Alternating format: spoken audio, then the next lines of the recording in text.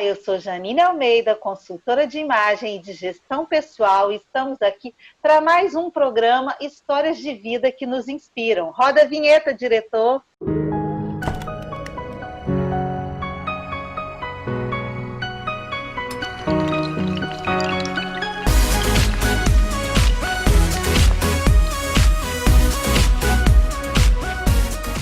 E para esse programa, eu trago aqui convidadas muito especiais, porque nós vamos falar do tema Outubro Rosa.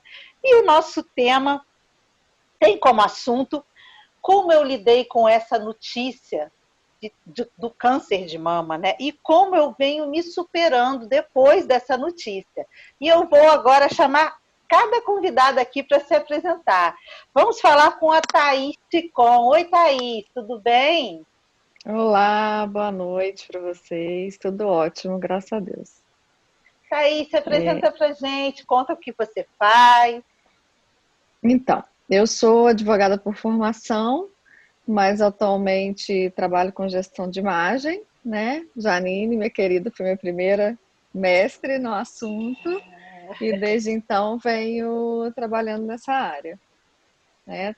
E atualmente estou um pouco mais desacelerada em relação ao trabalho por conta do momento que eu estou vivendo, né? Me dedicando a um outro aspecto. Tá, ótimo. Vamos lá, então. Eu quero falar agora com a Paula Edila. Edila, é? Edila. Edila. Oi, Olá, Paula. boa noite. Tudo bom? Tudo bem? Eu sou professora de educação física e, na atualidade, eu estou aposentada e, ao mesmo tempo, estou em auxílio-doença, né? Estou numa fase ainda de transição, mas é uma transição para uma aposentadoria. Tá certo. E vamos falar também com a Guará Ciara Costa. Oi, Guará. Oi, Janine, tudo bem? Tudo bem. Eu sou agora Guará, conhecida já no meio do câncer. Sou formada em bacharel de turismo, mas há muito tempo exerço a parte de voluntariado, que eu sempre gostei. Quando ocorreu o câncer, eu já estava na parte eu me propus a ser artesã, né? Foi o que eu me encontrei. E estamos aí passando por essa fase onde eu conheci a Paula, né, no nosso grupo de pacientes metastática, e vamos seguir em frente. Vamos que vamos, né? Gente, a ideia desse programa é falar do Outubro Rosa, falar com essas pessoas tão especiais, né? Especiais porque conseguem vencer o dia a dia. E elas estão aqui para contar para a gente que essa doença não é fácil, o câncer não é fácil, tá? Eu não tenho câncer, eu estou aqui porque eu conheci a Guará como voluntária do INCA. Há 7 anos eu faço trabalho no INCA, no Outubro Rosa, e lá eu conheci a Guará, além de outras pessoas maravilhosas.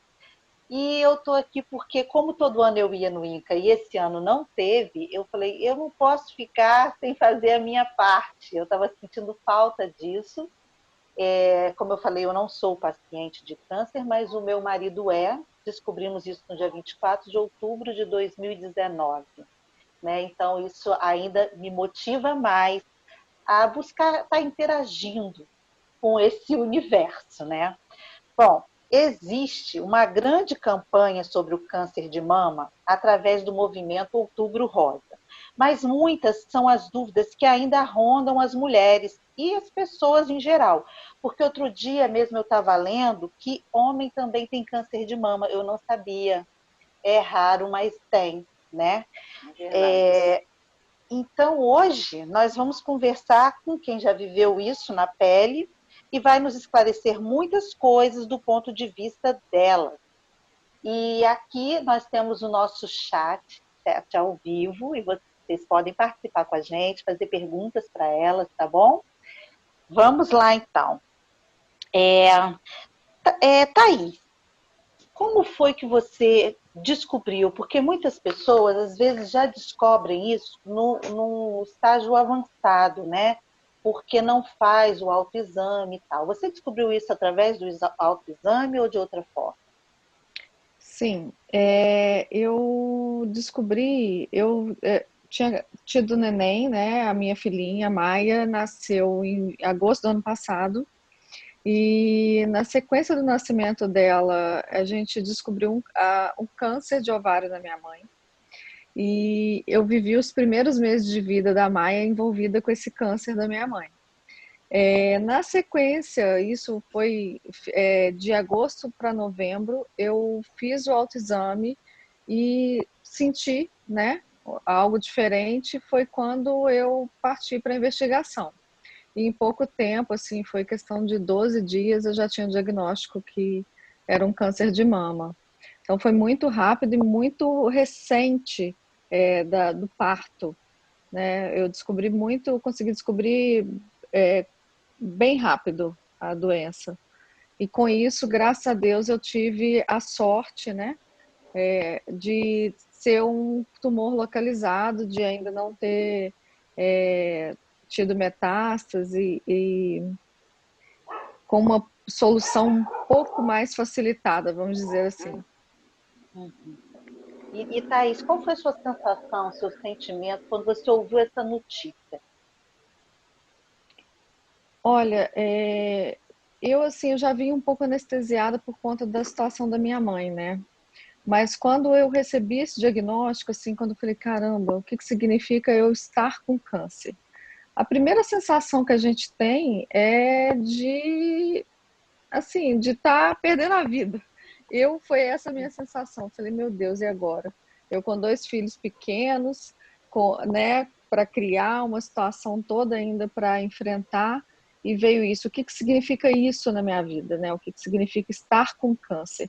E aí parei para elaborar o que significaria os próximos meses e anos da minha vida em relação a isso. É muito difícil, sabe, assim, acho que dá um desespero, sabe? É um pânico mesmo. Você tem que abrir mão de várias situações, são várias questões que você vive que, num primeiro momento, fica tudo muito assustador, né? Até você passar por consulta, definir tratamento, escutar os profissionais da área dizerem, né, que existe uma luz no fim do túnel, é um processo assim muito sofrido, né? Não que depois do tratamento em si não seja, mas até você conseguir entender o que está se passando, causa um pouquinho de pânico, Transtorno, sabe? Foi né? essa a minha sensação, Sim. E você, Paula, como foi que você descobriu? Qual foi a sua sensação ao ter essa notícia? Bom, eu descobri através de exames de rotina e através do exame de rotina eu descobri até o último momento dava que era provavelmente benigno, tá? E a diferença é que eu tinha sempre tive muitos nódulos. Então, só que esse era diferente, esse doía. Os outros nunca doeram. A minha mama era muito densa, o que dificulta como é que eu vou dizer, o diagnóstico, né? E aí, o meu médico me passou uma ressonância.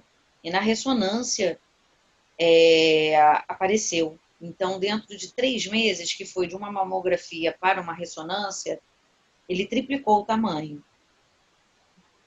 Mas o que é mais curioso é que esse nódulo estava dentro de mim, como todos os outros, há muito tempo, quietinho, sem crescer. E, ao contrário do todo pânico, eu achei que era um momento de reavaliação, porque eu já tinha passado por tanta coisa na minha vida que, sinceramente, o câncer não me assustava a esse ponto, né? Então, eu posso te dizer que ninguém na minha família nunca teve câncer. Pelo contrário, na minha família as pessoas morrem de acidente. E eu tinha perdido a minha mãe há pouco tempo em um acidente, né? Então foi muito chocante. E quando veio o câncer, eu falei, caramba, mais uma coisa, porque assim, a gente tenta se recuperar, vinha uma coisa, vinha outra. Eu já tinha sofrido um acidente também em 2010. E eu falei, é uma mensagem isso, e eu tenho que reavaliar. Foi uma parada na minha vida. E eu, sinceramente, estava atordoada sem saber o que era.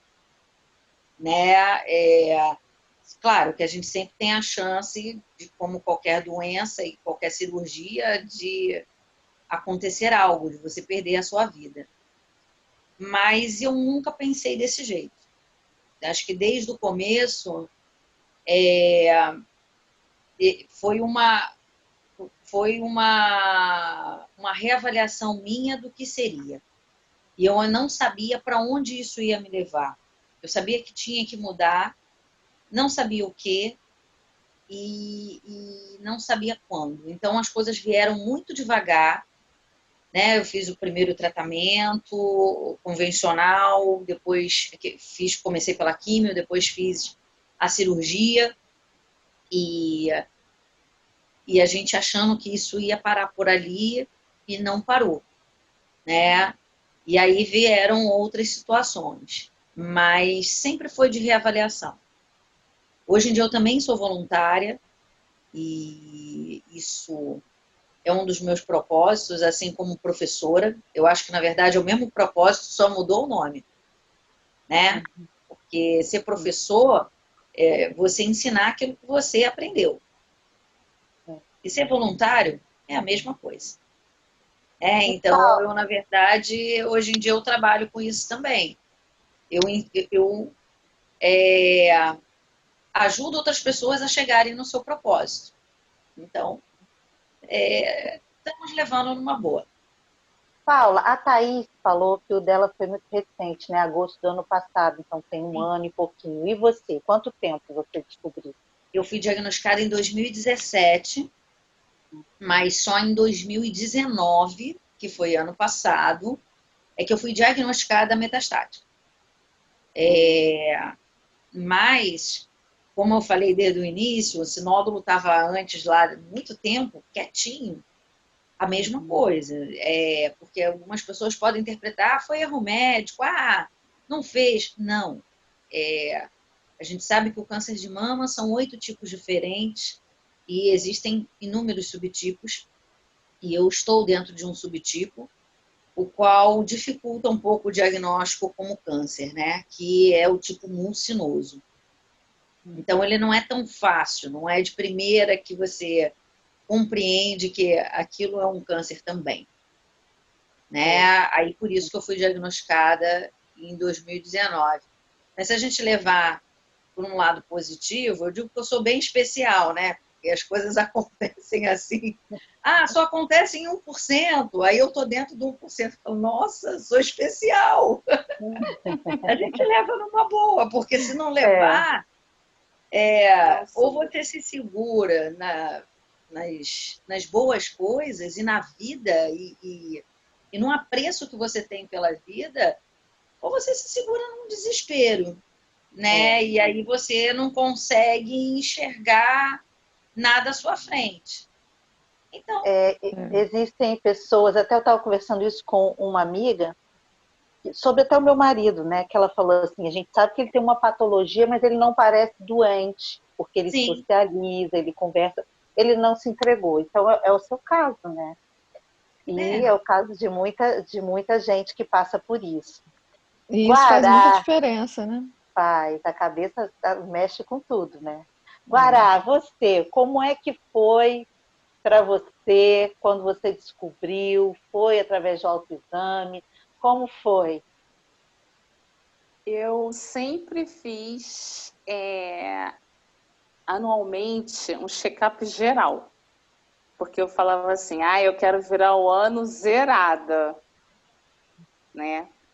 E eu já tinha sentido realmente no autoexame um nódulo. Mas fui deixando, eu falei, não, em novembro, dezembro é o dia do meu check-up e vai zerar.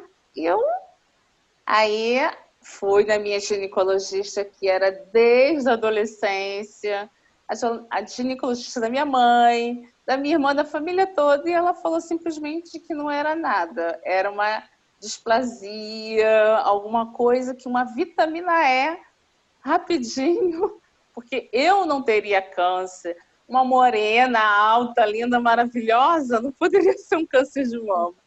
Ó, gente, então, tá. Só que passaram-se 2 meses, eu voltei lá e falei, olha, aquela displasia não saiu. Então, vamos fazer uma verificação. Graças a Deus, eu não tinha plano de saúde. E eu fui para um hospital público, na qual eu encontrei as estudantes do Gama Filho, maravilhosas, fizeram biópsias, pulsão, fizeram tudo, e eu tive o diagnóstico de câncer de mama. Então, eu peguei meu resultado e daí que eu vou fazer uma segunda avaliação e fui para o INCA, tentar o INCA.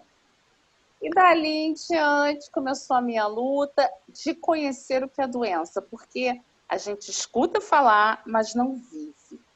Quando você entra no universo do câncer, você entende. Tudo nos mínimos detalhes. Eu escutava câncer, sabe quando você escuta uma coisa bem... Câncer, não entende, nem câncer. Fulano tá com câncer. Para mim, não aprofundava, não queria, não sabia. Tanto que quando eu fui para triagem, aquela avaliação toda, falei até com a assistente social que maravilhosa, a Vânia, lá do INCA, que você conhece, graças a ela, tive essa orientação toda de hoje de estar aposentada, estar bem estruturada pela profissional que ela é. Eu dizia, só quero que tire isso daqui para mim viver a minha vida normal, para você ver a minha inocência, né? Tira isso e vambora. O Guará, assim, você falou uma coisa que eu vivendo a situação da minha mãe, eu achava que sabia o que ela estava vivendo, até eu mesma começar a viver e falar, caramba, é exatamente isso. Só quando a gente vive é que a gente tem ideia do que se trata realmente, né? Mas eu tive uma experiência muito boa em relação a hospital e a médico, porque eu fui diagnosticada com câncer em 2004. E em 2000, a minha mãe foi diagnosticada com insuficiência renal. Então, eu comecei a entrar no universo hospitalar e de médicos. O que é um médico e o que é um médico, entendeu?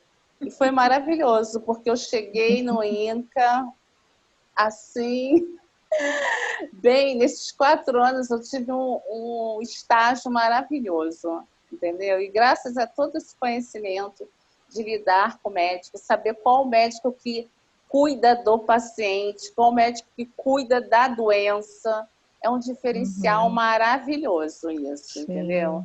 Guará, então, você já está nessa há 16 anos, né? Há 16 anos eu sou paciente de câncer e tem... vai fazer 10 anos, né? 2004 a 2010, foi em 2010 que eu tive a primeira recidiva. Não, eu até aprendi nessas lives que eu estou curtindo muito de bons médicos, que tem a recidiva local e a recidiva que é distância, onde se coloca como se metástase. Foi a minha primeira metástase porque ela foi nos linfonódulos, não foi no seio esquerdo, onde tudo começou. Em 2010 começou a minha luta com sendo paciente metastática. Eu gosto sempre de conversar com a Guará, porque, como eu falei, 16 anos ela vive isso, e é uma pessoa tão alto astral, tão para cima, né? porque eu acho que é um exemplo para muita gente, né? Eu acho que, eu estava até falando, a gente estava com dificuldade da Guará entrar no programa, Nossa, questões tecnológicas, mas eu falei, não, a Guará tem que participar, porque ela tem muito a acrescentar nesse nosso bate-papo, né? Então, nós eu conseguimos acho. trazer a Guará. Veio primeiro de um ambiente familiar, de uma criação assim, de exemplos de não deixa a peteca cair. Como eu estava falando com a Thaís, Deus foi tão bom que eu fiz um estágio de 2000 a 2004 com a minha mãe com insuficiência renal. Então, eu tive a convivência do que é um hospital, de médicos bons e de médicos, sabe, indiferentes, fazendo só o seu papel. Então, aquilo me deu uma visão. Então, quando chegou em 2004, que chegou a minha vez, eu falei, então tá, vamos descobrir isso numa boa. E até hoje, assim, eu estava vendo que agora a gente não vai poder mais fazer esse projeto que eu queria, de ter uma aula, os pacientes ter uma aula com os médicos, né? Porque hoje em dia os pacientes têm que ter uma noção do que os médicos pretendem fazer com a gente, né? Tanto que em lives agora eu estou pedindo para os bons médicos dar uma reciclagem para os médicos, Não, porque mas eu tá acho, demais. eu Tá concordo com demais. você, né? Porque eu acho que muito médico deveria estudar psicologia, né? A maioria, eu acho que todos, porque principalmente num caso desse, né? Eu também agora estou vivendo isso com o meu marido, o problema dele, e como você falou, os médicos e médicos, É, porque eu vejo aquele que tem o dom, o tato, porque a gente sabe também que a cabeça estando ruim, o corpo padece, né? E quando você chega com uma exatamente. notícia bombástica e ainda de uma forma que te detona, não é legal, É, né? como eu estava colocando para elas, tem o médico o que eu prefiro, que cuida do paciente e não da doença. Aí Sim, você vai ter esse problema. No caso da gente, de nós, pacientes metastáticos e paliativos, como eles falam, a gente precisa que cuidem, olhem para a gente, sim. entendeu? Porque a doença vai estar lá. E o meu bem-estar? E minha qualidade de vida? Quantos médicos eu Sim. passei que eu falava assim, você está me vendo? Você está vendo como é que eu tô? E ele lá achando maravilhoso que estava dando certo a quimioterapia. E eu quando assim, hello! Sabe? Eu falei, não dá, não dá. Aí, às vezes, acabei todo o ciclo de quimioterapia, saí fora. Ué, você foi embora?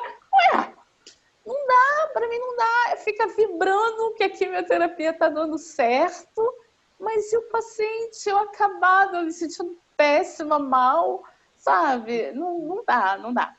Então a Eu gente também tive tem que ter essa essa visão. experiência, né? A gente foi no médico que o meu marido perguntou para ele quanto tempo de vida ele teria.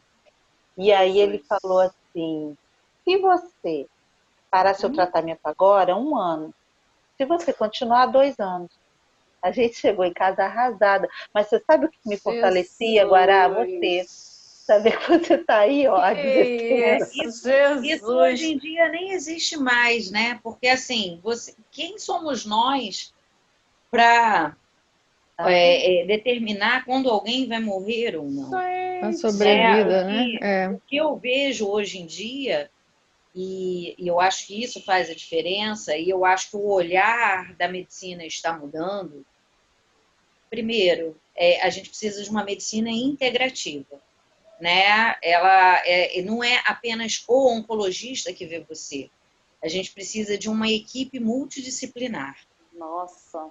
E segundo, o paciente, ele não pode ser só um paciente. Ele tem que ser o protagonista e parceiro do seu médico. As escolhas têm que ser dele também.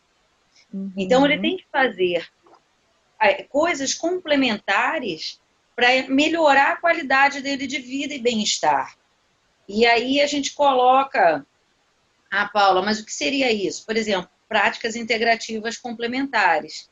O próprio SUS já tem milhões de estudos que fazem, que determinam que realmente ajudam as pessoas na melhor qualidade de vida. Então, isso seria meditação, atividade física, atividades onde você aquieta mais emocionalmente. Então, a gente colocaria que era o Reiki, o Pranic Healing, acupuntura. Então, são coisas que a gente pode conseguir pelo SUS, pode não conseguir, mas existe agora ONGs também que até fazem essa prática para pacientes oncológicos. Então, isso eu acho que é o primordial.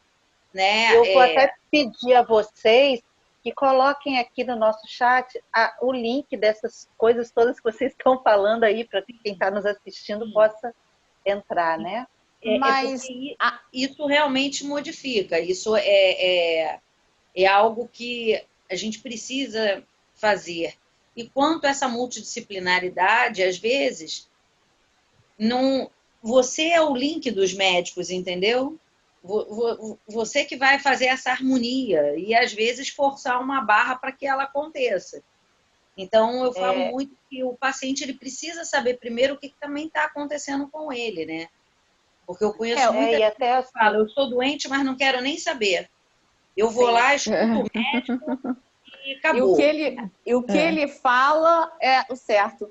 Mas o que ocorre... Não é só o que ele fala, e o que você faz pela sua vida. Porque, assim, o médico ele tem a vida dele, e você faz o que pela sua vida? Né? Qual a contribuição que você teve para que o câncer, no caso, não progredisse? O que você está fazendo? Eu acho que isso é um passo primordial para a gente. Mas os pacientes, o problema, eu sempre coloco que a informação salva. O paciente que ainda eu vejo, eu tenho contato, é aquele paciente que está ali na porta, vai entrar, eu faço questão de perguntar, qual o nome do médico? Nunca sabem. Gente, como é que uma pessoa vai para uma consulta difícil, fica esperando mais tempo, entrar do que o atendimento, que eu sou paciente do INCA, e quando sai, não sabe o nome do médico, não sabe o nome do remédio que tomou, sabe? Então, o próprio paciente, ele tem que se interessar por que está acontecendo ali. Quantas vezes eu estou num lugar que eu falei assim, não é possível, Deus, eu tenho que estar no lugar, mas eu tenho que ter câncer, porque sempre tem uma situação que a pessoa, não sei o que o médico escreveu, a farmácia não quer dar, que não está entendendo. Minha senhora, deixa eu dar uma olhadinha. Mas eu também não daria. Aí você vê sabe, o paciente, ele na impressora não saiu, não tem aquela coisa de catucar. Então, eu sempre coloco, gente, procura uma associação, procura uma ONG, procura pessoas para você ficar esperta, para você ficar atualizada, sabe? Ter esse leque de coisas que eu tô aqui porque eu corri atrás. Assim que eu tive câncer, eu já fui puxada para uma associação. A minha primeira associação foi a Abrapac. Eu fui levada para uma paciente, a Carmelita, que não está mais entre nós há muitos anos. Quando eu fiz a radioterapia, ela teve problemas, ela não resistiu. Mas ela vem que tem uma psicóloga, fui levada pela psicóloga, lá encontrei pessoas maravilhosas que me deram toda a visão do que seria o meu caminhar no câncer. E não seria fácil. Guara, você está falando da psicóloga, né? Importante, porque quando a gente recebeu essa notícia bombástica, vai viver 1 ano, 2 anos, e a minha irmã, que é psicóloga, falou assim, ele não mandou procurar um psicólogo, um psiquiatra, porque ninguém aguenta essa notícia e vai embora e tal, né? E o homem, então, que já tem aquela fragilidade, acho que vai morrer no dia seguinte. Então, é importante. E lá você vai tendo outros contatos. Eu fiz acupuntura no São Francisco de Assis, gratuito, uma médica maravilhosa, com uma clínica particular maravilhosa em Copacabana. Ela ia lá e ainda falava, qualquer coisa você vai na minha clínica em Copacabana. Tive essa psicóloga, depois fui para arte terapia, Quer dizer, vai se abrindo vários caminhos para amenizar esse momento e você vai se descobrindo. E você vai se descobrindo e vai vendo que câncer também É o autoconhecimento, como... né? A gente pode dar um nome. Sim, Porque o que a gente procura é exatamente isso, é o bem-estar e o autoconhecimento. Né? E tem gente que não, fica só esperando, eu tô com câncer, se vitimiza e se fica entrega, achando né? que... Assim, eu respeito, porque eu tô nesse meio, eu sei. Quando eu estou no INCA, eu tenho que me limitar muito, porque tem gente que está saindo ali feliz da vida, está acabando a quimioterapia, é a primeira vez, e eu não vou falar, estou aqui há 16 anos, senão a pessoa acaba, morre ali mesmo.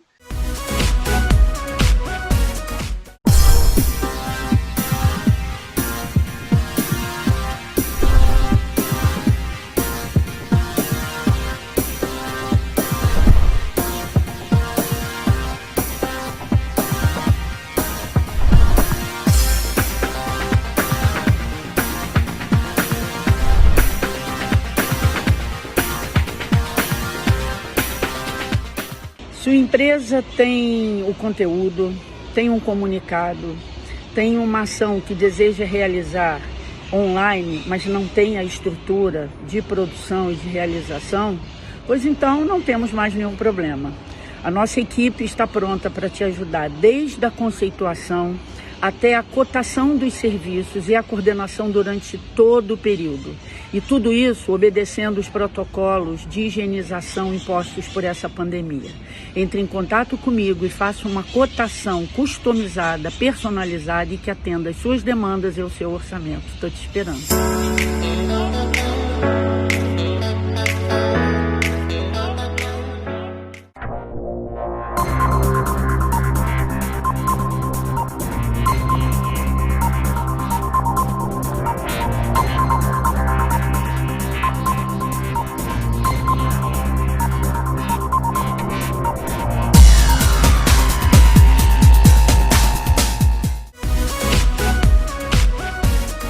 Thaís, como foi? Quando você recebeu a notícia, quem foi a pessoa que você pediu apoio? Olha, o meu marido foi o primeiro a me dar apoio por ser médico, né? E por ser meu parceiro aqui de vida, então ele foi o primeiro. Mas aqui em Niterói, graças a Deus, eu tenho algumas pessoas assim que conseguiram me dar um apoio muito especial, sabe? São amigas que também já viveram câncer, a maioria delas já com tratamento mais avançado, e foi fundamental esse apoio, especialmente de uma, que é minha colega. Eu sou tenista, eu jogo tênis, e ela é minha colega no tênis. Ela viveu câncer, ela está já há 9 anos de tratamento, né? Já assim, considerada curada. E ela virou para mim e falou assim, foi bem quando eu descobri que estava ainda naquela fase inicial de meu Deus, e agora o que eu faço? E ela falou para mim assim, Thaís, eu vou te falar uma coisa, não sinta pena de você. Assim, essa frase dela foi tão importante para mim, sabe? Assim, eu saí na hora, eu me senti como se estivesse levando um tapa na cara. Eu falei, caraca, eu com uma situação dessa na mão, né? E escutar, não sinta pena de você. Eu levei um tapa, mas eu saí daquele momento ali com ela, pensando nessa situação, sabe? Não sinta pena de você mesmo. Não posso sentir pena de mim. Fui na praia, sentei de frente para o mar, chorei, acho que umas 2 horas, deixei minha pena lá e fui embora, sabe? E fui embora modificada, sabe? Essa frase da Ângela, ela mudou a minha vida, mudou meu tratamento. Então eu digo assim que ela foi fundamental para me manter firme, me manter focada, me manter assim obstinada, sabe? Assim, determinada a buscar a minha vitória. Então, algumas pessoas que já passaram por isso têm um papel importantíssimo na minha vida e nessa minha busca de querer estar firme, forte e continuar lutando sempre, sabe? Eu acho que... É muito importante, né? Às vezes a gente contar com alguém, e eu estava até conversando sobre isso, algumas pessoas que estão próximas de você, você acaba descobrindo que elas não estão tão próximas de você. E aquelas que estão distantes, no instantinho chegam, né?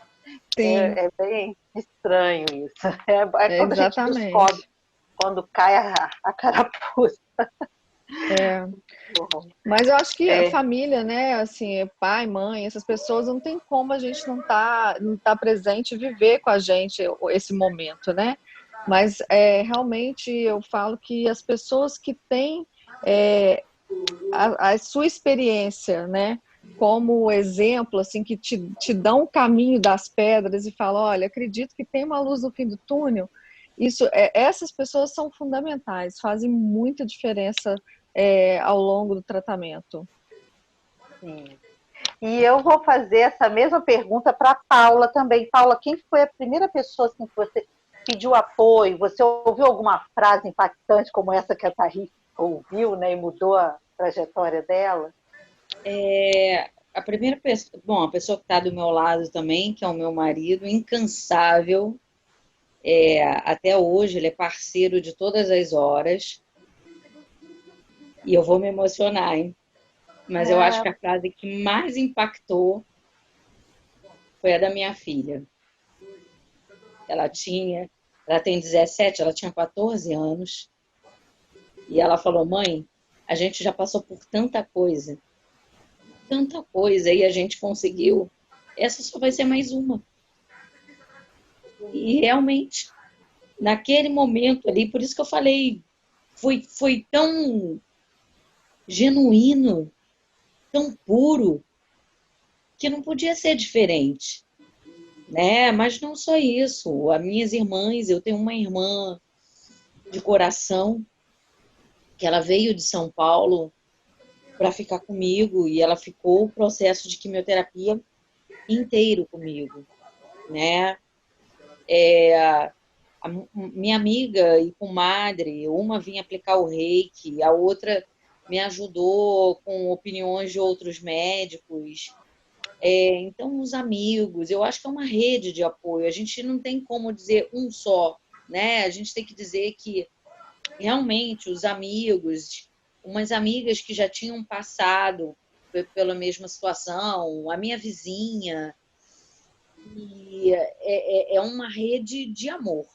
E eu, sinceramente, é o que eu tento continuar. Agregar quanto mais pessoas que agregam a você, né? Não aquelas pessoas que te olham com pena, como a Thaís falou. Eu fui ao contrário. A primeira coisa, eu moro num prédio que eu nasci aqui. Então, eu fiquei imaginando como seria o impacto de uma senhora entrar no elevador e me ver careca, e ela ia me olhar com aquele olhar de pena, e aquilo eu não sabia como ia repercutir em mim. Porque era um momento que eu queria me sentir forte pelo que vinha. Eu não sabia o que era, né? Eu tinha, e como cada caso é um caso, as amigas que eu conhecia todas tinham tirado um quadrante. Ninguém ia fazer o que eu ia fazer, né? Passar por uma químio, depois tirar as 2 mamas. Eu era a única. Então, foi uma rede. Eu ponho aí que foi a minha família. A frase de impacto realmente foi a da minha filha. Os meus amigos distantes, próximos, a minha vizinha de frente, que na época era a única que sabia. E todo mundo teve a sua parcela, né? Eu acho que o médico, as enfermeiras, a nutricionista, a psicóloga, todo mundo que passa vai agregando um pouquinho. E eu acho que isso eu carrego a cada dia, né?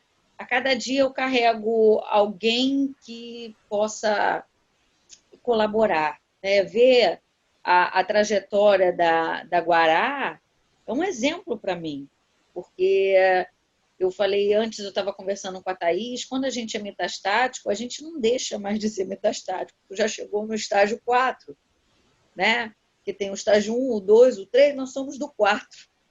Então, o tratamento é de controle. Se a gente levar aqui uma hipertensão, uma diabetes também é de controle, é claro, a nossa é muito mais grave, sim, mas ela é possível. né? E a gente leva. E cada dia alguém agrega mais um pouquinho nessa rede de amor.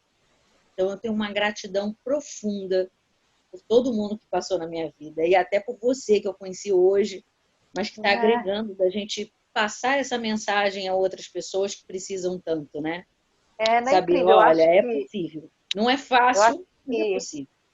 que as pessoas estão na hora, no lugar certo, né, Paula? A gente se conheceu tão de repente através da Guará, e é porque você tinha que estar aqui dando esse testemunho, incentivando outras pessoas. Porque eu vou te dizer, quando eu recebi a notícia do meu marido, foi no dia 24 de dezembro, né, um presentinho de Natal bom. Jesus!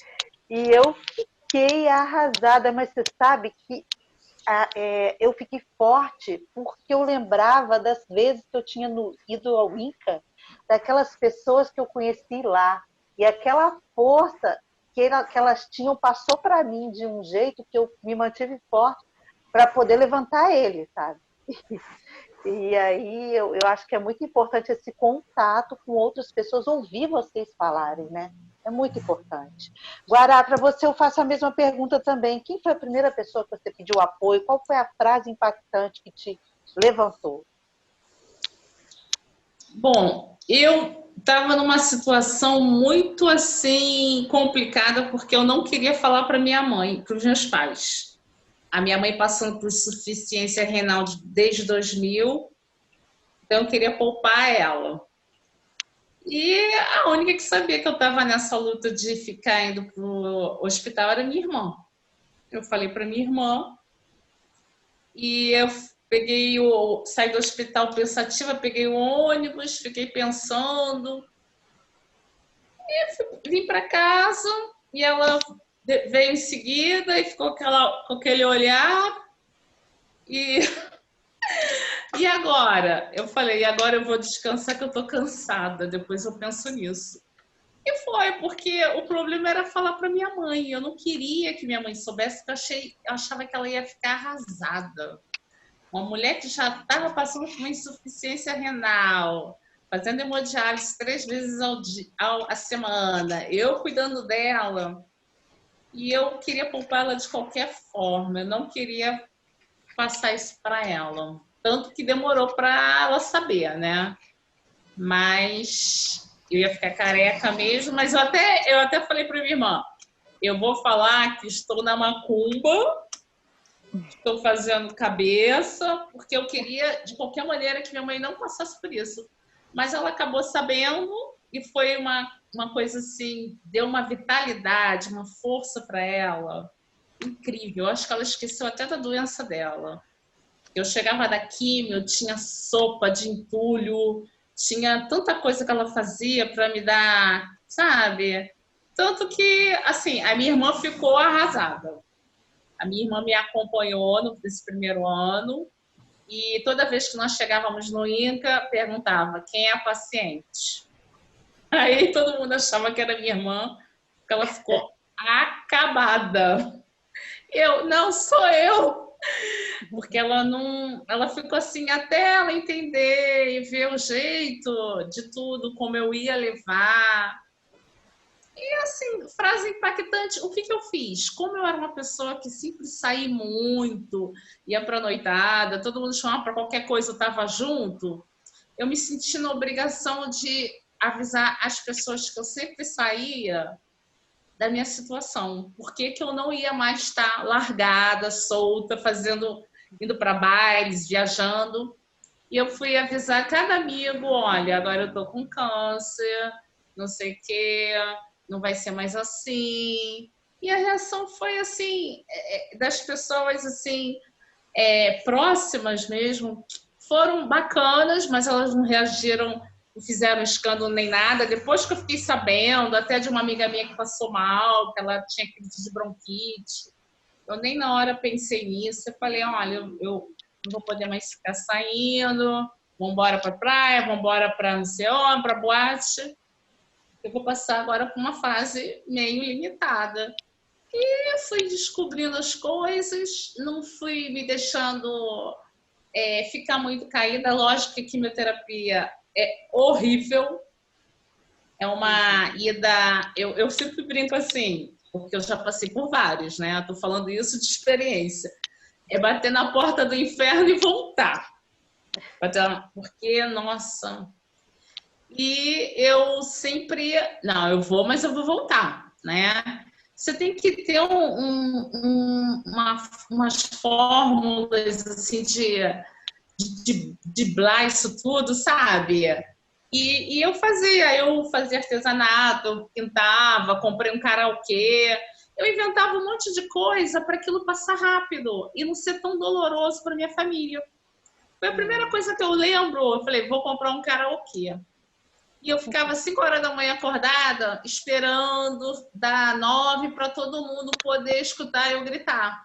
Porque eu tinha esse respeito ainda, mas eu queria fazer alguma coisa para me consolar. E foi nisso. Eu fui achando, até hoje, eu encontro coisas para passar esse problema da doença. Porque todo mundo tem problemas, né? Mas a gente não pode deixar 24 horas o problema. Né? A gente tem que fazer, vamos 8 descansar, 8 se divertir, 8 trabalhar e vamos nos preocupar, vamos ficar pensativa no câncer, 1 minuto, já deu, agora vamos embora. Porque senão você fica arrastando aquilo o tempo todo, gente.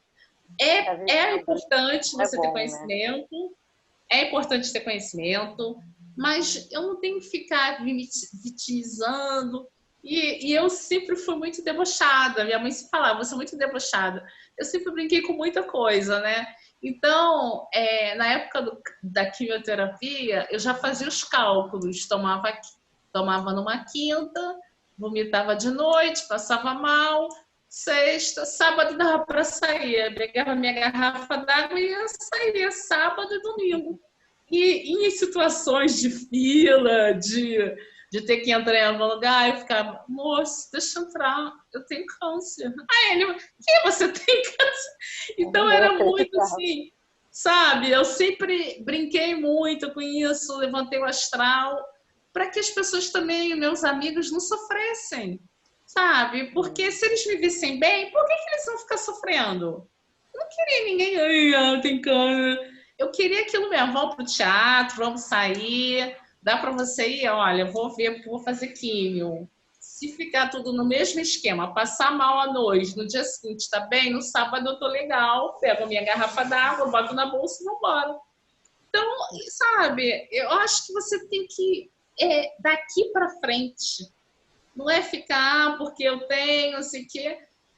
As pessoas ficam fazendo um peso sem saber do que vai acontecer, sabe? É que nem paciente metastático.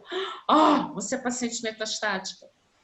E tem situações que eu nem lembro, sabe? Que eu tenho câncer, que eu sou metastática, isso porque tem tantos outros problemas piores. Quando você está numa reunião de pacientes com outras doenças horríveis, que nem saem da cama, quantas vezes eu já participei de algumas coisas de visita, que eu vejo, gente, eu não tenho nada. Eu não tenho nada. Porque eu posso levantar, ir e vir, abrir minha geladeira, não quero comer, tomar um sorvete, olhar lá fora, catar minhas acerolas. Então, a gente tem que sabe, valorizar isso.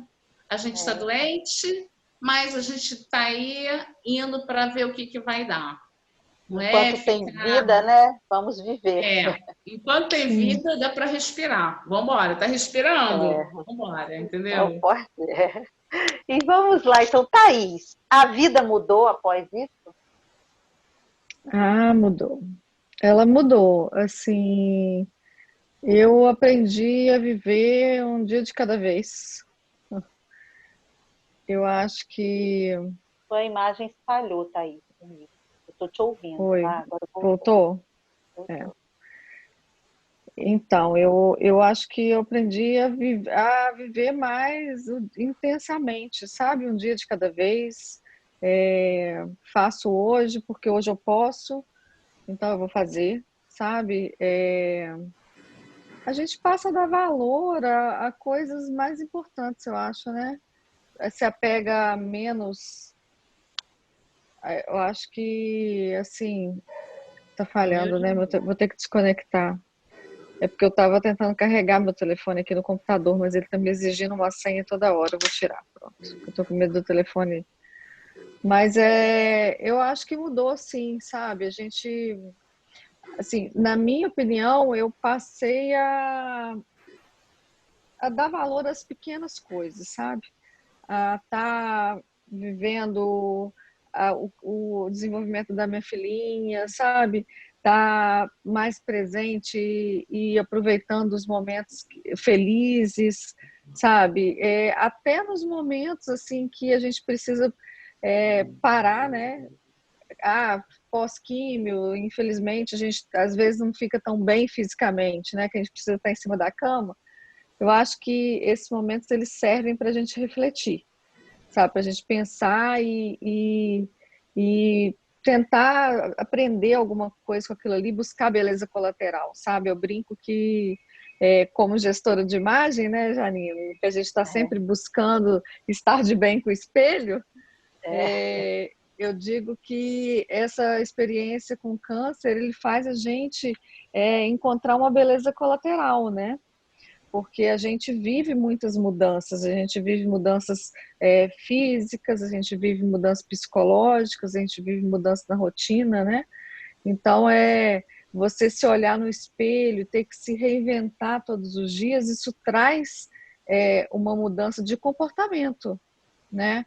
Você procurar enxergar belezas onde você não enxergava, né? E passar a dar valor a coisas que você não dava. Então, eu acho que é um aprendizado, assim, diário, sabe? A gente aprende diariamente e com as pequenas coisas. Então, a vida mudou muito. E é muito importante ouvir vocês falarem, porque, assim, quando a gente tem a notícia, né? Por exemplo, quando eu soube do meu marido, aí logo depois a gente foi para desanuviar, fomos para Teresópolis, para casa de um casal de amigos que mora lá. Aí eles, vamos fazer uma caminhada, vamos. Aí subia um morro, e eu lá atrás, quase morrendo, e ele lá na frente, e eu fiquei olhando e falava, gente, ele tem câncer. Como ele consegue estar lá na frente com esse gás? Aí depois foi assim, ele tem câncer, mas ele tem perna, ele consegue ir, então ele vai, né?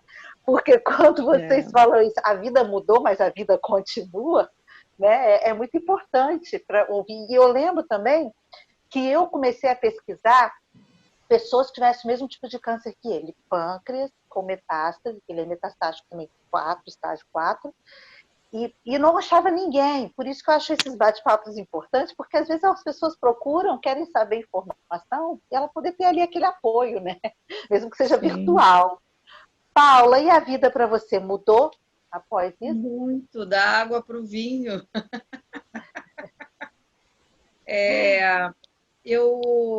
Como eu falei, eu era professora de educação física de 2 escolas e diretora de uma das escolas. Eu trabalhava 64 horas semanais. Eu estava vivendo no automático, né? Eu acordava, tinha minhas funções a nível profissional, vinha para casa, tinha as minhas funções domésticas, de final de semana era marido, era filha e era tudo muito intenso. Eu sempre dei muito valor à família e sempre vivi muito bem. Só que, pelo que eu te coloquei aqui, não tinha um equilíbrio, né? Então, quando eu falei da pausa, é porque eu sempre fui muito acelerada. Muito. E até tem uma frase de uma comadre minha, antes de ter câncer, e ela sempre falou isso para mim: você é mais acelerada do que o universo. A sua frequência é mais alta, você precisa desacelerar. E aquilo ficou na minha mente. Sempre veio, sabe? Mas eu nunca... não sabia nem como. Né? Eu realmente não sabia como. E com o diagnóstico da doença, as coisas vieram acontecendo aos poucos. A gente vive, sim, um dia de cada vez. A gente dá atenção em pequenas coisas. A gente vive com maior intensidade e a gente percebe a impermanência da vida. Porque a gente só percebe que a vida é impermanente quando a gente chega próximo de uma finitude, coisa que não deveria ser, mas é cultural, né? A gente trata como se a gente fôssemos viver eternamente. Você vê por uma notícia de jornal que fala: ah, a pessoa nos deixa com 89, 90 anos. Ninguém fala, poxa, como essa pessoa viveu, olha o que ela trouxe. Mas todos nós sabemos que vamos ter uma finitude. Isso é fato. A gente nasce, cresce e morre. Ninguém quer morrer. Mas a gente tem que trabalhar que somos impermanentes, né? Que a vida ela muda constantemente, né? E a gente precisa entender. Então isso é tão bom quando você vê a natureza, né? Que ela floresce e aí depois caem as folhas e aí vão mudando e a beleza de todo momento que isso acontece na natureza. Nós fazemos parte dela. Então, eu acho que essa compreensão, que para mim é como se eu vivesse num automático e de repente me tocaram, sabe? Eu deixei de ser anestesiada. E praticamente foi isso. Você olha a vida com um olhar diferenciado. Aqueles grandes problemas passam a ser desse tamanho. Entendeu? Aí você fala, puxa, sério, isso mesmo é um problema? Não, não é, né? E aí a gente começa a olhar com os olhos de vida, né? Os olhos de viver o máximo que você puder, da melhor forma possível e aproveitada. E eu acho que eu mudei muito a minha vida. Você falando aí, eu até me identifiquei com você, porque eu também era 1000 por hora, eu fazia muita coisa. E depois que eu descobri o câncer do meu marido, eu acalmei e eu vi que eu posso ficar calma e fazer uma coisa de cada vez, sabe? Eu não preciso enlouquecer. E isso para gente que era mais acelerada, e quando você é acelerado, existe uma coisa, pelo menos em mim, que me faltava, e eu sabia que era o meu maior defeito. E que hoje em dia ele ainda continua sendo um defeito e eu continuo, que é a paciência. E, na verdade, hoje em dia eu sou paciente eterna. Se você pensar, era o meu maior defeito e eu sempre falei, ah, meu Deus, poxa, eu queria ser mais paciente, me ajudar. E, na verdade, é uma forma de aprendizado. É o que eu estou te falando, é a forma que a gente olha para a vida que diferencia, né? E eu tive 2 freios, né? Que foi o problema de saúde dele e a pandemia que veio logo depois, a gente teve que se recolher, né? Mas a pandemia é uma coisa boa, porque pelo menos você olha para as pessoas e as pessoas falam, e você fala, mas isso já acontecia. Por exemplo, andar de máscara para a gente já andou. Ficar isolado por causa de neutropenia, eu também já fiquei, porque eu cheguei a 200 de neutropenia, não podia sair na rua. E quando saía de máscara. Mas as pessoas faziam o quê? Olhavam para você como se fosse um ET. Né? E, na verdade, veio aí mostrar para todo mundo que não é, e que todo mundo precisa um do outro, que a gente vive, faz parte da natureza. Então, eu vejo que esse ponto é até bom para as pessoas, hoje em dia, olhar sem julgamento para as outras, né? Isso é um fato, de entender que a sua escolha sempre vai repercutir em alguém, né? E que a gente pode olhar para a vida de uma forma mais leve. E você, Guará? O que aconteceu? A vida mudou após isso? Muito, melhorou. Melhorou porque eu pude refletir, exercitar a fé, exercitar a arte-terapia, o talento, a vocação, que fica tudo assim, depois eu faço, sabe? Depois, amanhã, eu tenho que fazer isso primeiro, minhas prioridades são isso. Aí você começa a ver que você pode refletir como você, no meu caso, eu sou muito grata a tudo que aconteceu na minha vida, porque hoje eu estou passando por isso sem arrependimento, porque eu consegui exercer algumas coisas que eu queria fazer, eu queria me formar, eu queria viajar, eu queria ficar largada na vida, queria ter experiências. E Deus foi tão bom que eu consegui fazer isso e agora não, agora você vai ficar doente, não vai ficar... Eu acho que é por isso que eu não fico... eu devia ter ido, porque eu fui. Eu meti a cara, quero ver, quero conhecer, quero ir ali, quero trabalhar nisso, sabe?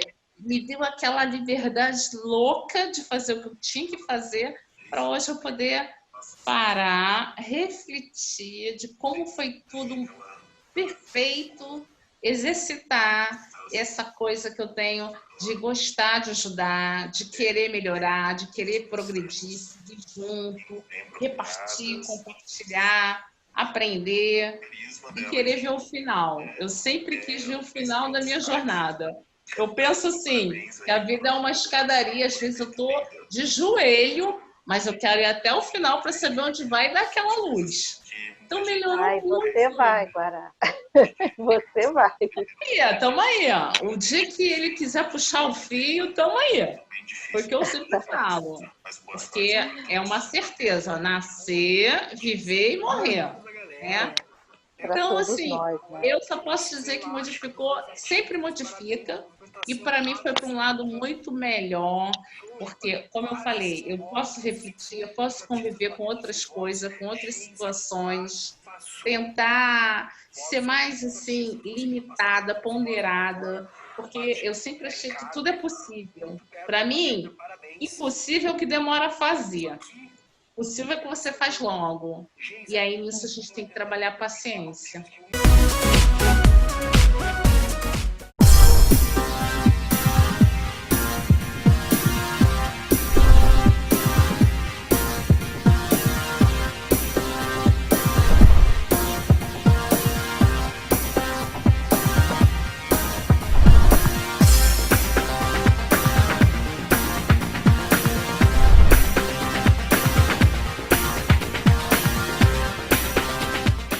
Sua empresa tem o conteúdo, tem um comunicado, tem uma ação que deseja realizar online, mas não tem a estrutura de produção e de realização, pois então não temos mais nenhum problema.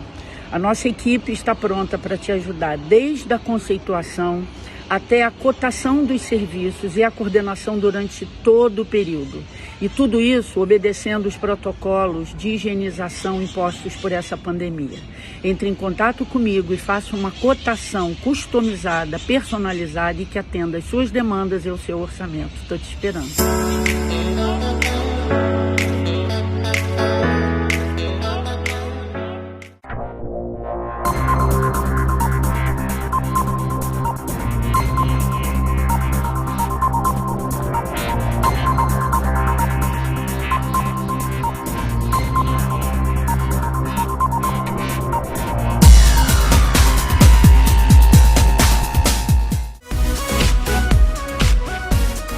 Bom, Thaís, de que forma você vive agora? Com mais medo ou mais coragem? Com mais coragem, sem dúvida. Né? Eu acho que se a gente tiver medo nesse processo, a gente não sai do lugar. Né? O medo paralisa e a gente precisa ter coragem para enfrentar, né? Cada dia é um dia e acho que o problema ele se torna pequeno quando a gente enxerga ele assim, né, de forma isolada e vamos resolvendo uma coisinha de cada vez e vai indo, porque a vida da gente é assim, né? A gente não tem controle sobre nada, então eu falo que a gente se torna mais corajoso para enfrentar tudo de cabeça erguida e é isso, sabe? É um grande aprendizado, né? Não vem à toa, né? Então, e eu, com toda essa situação que eu vivi antes com a minha mãe, eu não me senti em momento nenhum no direito de reclamar de nada, sabe? Porque eu tive todas as oportunidades, né? Deus me deu um problema, mas também me deu a possibilidade de resolver. Então, eu vou reclamar de quê? Né? Então, a gente encara e vai. E assim tem Muito sido, bom. sabe? Faço químio num dia, fico 2 dias de cama, como a Guará falou. No terceiro dia, se já tiver de pé, já estou lá na quadra de tênis, me arriscando do jeito que eu posso. E para que eu estou morrendo, descanso um pouquinho e volto. E assim vai indo, sabe? Eu acho que é isso que faz a gente se tornar, ficar viva no processo todo, né? Acreditar. Eu digo que é sobre o processo, é sobre acreditar. O tratamento é isso, trabalha, como a Guará falou, na fé, né? A gente exercita a fé diariamente. Muito E é bom, isso. muito bom ouvir isso. E você, Paula, mais medo ou mais coragem hoje? Mas coragem, eu não sou muito do medo, não. Eu acho, concordo com o Thaís, que o medo paralisa, né? A gente fica estagnado. E eu sou de enfrentar. E é até engraçado isso, porque são nas mínimas coisas. Por exemplo, meu marido, ele vem aqui às vezes, me dá um beijo de bom dia. Se eu estiver dormindo e acordar assustada, eu bato. Eu falo para ele, a minha reação é partir para cima sempre. Então, eu não tenho muito medo, assim, de... Né? Tem umas coisas que deixam a gente mais paralisada, mas eu acho que a vida, ela é um milagre cada dia que você abre o olho, né? Exatamente pela impermanência dela. Então, acho que a gente tem que se segurar no milagre, né? Que é a vida, na harmonia de tudo, como tudo se transforma, como você pode contemplar tudo de uma forma tão boa e tão graciosa, do que você se entregar ao medo, sem saber o que vai acontecer, né? Porque é uma mudança, principalmente para a gente, que a mudança é diária, o tratamento é contínuo. Eu sei que eu tenho um regime semiaberto. Daqui a 28 dias eu estou lá de novo sorrindo no consultório. Né? Eu falo pro médico assim, olha, agora está fechado direto por causa da pandemia, né? Mas antes eu podia viajar ou podia fazer alguma coisa dentro dos meus 28 dias. Então, mais que isso, eu não tenho, mas eu não posso me paralisar e achar que a minha vida não vai se movimentar porque eu tenho uma demanda grande de tratamento, né? Porque, na verdade, não é só o tratamento com um oncologista, ele te dá uma demanda de várias coisas que você tem que fazer no caminho. Então, é isso, é viver. Aproveitar os 28 dias, né, Paula? Viver e contemplar esses 28 dias da melhor forma. Exatamente. E você, Guará, medo ou coragem? Essa pergunta me fez lembrar minha mãe. Quando chegava de noite, eu não estava em casa até as 10 horas, ela me ligava. Onde você está? Já está de noite. Aí eu falava para minha mãe, mãe, eu tenho câncer, eu vou ter medo de quê? Eu falava isso para ela. Lembrei muito disso. Então, a coragem estampada mesmo. Ela chegava de noite, ficava desesperada porque eu não estava em casa. Aí eu falei, mãe, eu tenho câncer, eu vou ter medo de quê? De estar de noite na rua? Fala sério. Aí a gente, sabe? Eu sempre tive muita coragem de cair dentro para saber, desde sempre. Eu sempre queria saber o porquê das coisas. O medo te paralisa, te deixa meio assim. Eu não penso muito no medo, não. Lógico que é uma sensação que todo mundo tem que ter em certos momentos. Mas em relação ao câncer, eu nunca medo. Sim, minto. O medo de ter que passar por uma químio quando você tem um retorno de uma doença. Aí, passar por tudo aquilo de novo. Não é medo, é uma sensação assim, será que eu vou aguentar? Entendeu? Que eu fico assim, ai.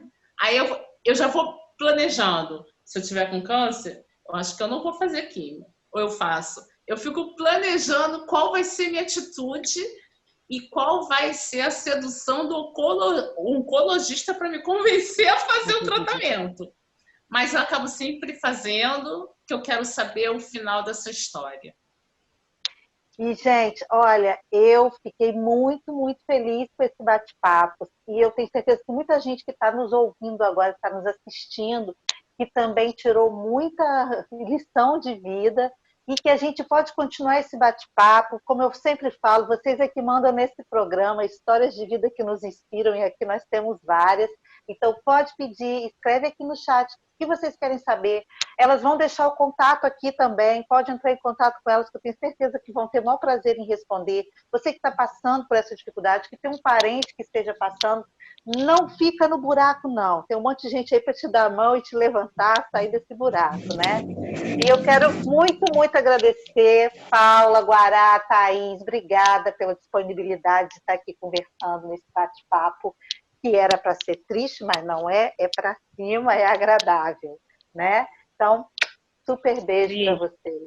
Eu que agradeço. Um beijo. Agradeço muito. Muito obrigada. A gente vai fazer outros, tá? Porque tem muito assunto ainda para falar.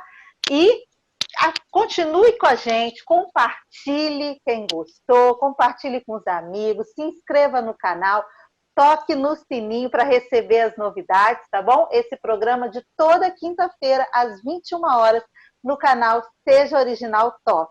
Conto sempre com vocês. Até mais, hein? Tchau. Até, um beijo. Obrigada. Obrigada.